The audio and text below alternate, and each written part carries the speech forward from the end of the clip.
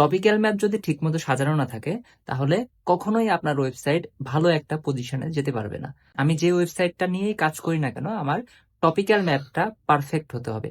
Otherwise আমার website যদি ভালো একটা পজিশনে থাকে তারপরেও দেখবো যে ভালো পজিশন থেকে ডে বাই ডে এটা র্যাঙ্কিং ডাউন হচ্ছে।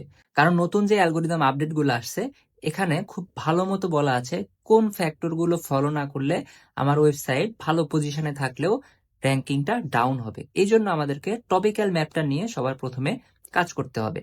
তো টপিক্যাল ম্যাপটা আসলে কি? টপিক্যাল ম্যাপ বলতে বোঝানো হচ্ছে আমার যে টপিকটা আছে সেই টপিকগুলাকে ছোট ছোট মাইক্রো নিশে ভাগ করা এবং প্রতিটা মাইক্রো নিশকে আমার আর্টিকেলে কনভার্ট করা। এটা যদি আমি কনভার্ট করতে পারি এবং আর্টিকেল রূপে সেগুলো যদি পাবলিশ করতে পারি তখন গুগল আমার ওয়েবসাইটটাকে ফোকাস দিতে শুরু করবে। টপিক্যাল ম্যাপটা বর্তমানে ব্যাকলিংকের চাইতেও অনেক বেশি গুগল ফোকাস করে। তো এই জন্য যদি টপিক্যাল ম্যাপ নিয়ে কাজ করেন তাহলে দেখবেন যে আপনি ব্যাকলিং করলে যে বেনিফিটটা পেতেন তার চাইতে ডাবল বেনিফিট আপনি এই টপিক্যাল ম্যাপ থেকে পাবেন। এই জন্য আপনাকে টপিক্যাল ম্যাপটা নিয়ে কাজ করতে হবে। এই নিয়ে বিস্তারিত আমার একটা ভিডিও পাবলিশ করা আছে।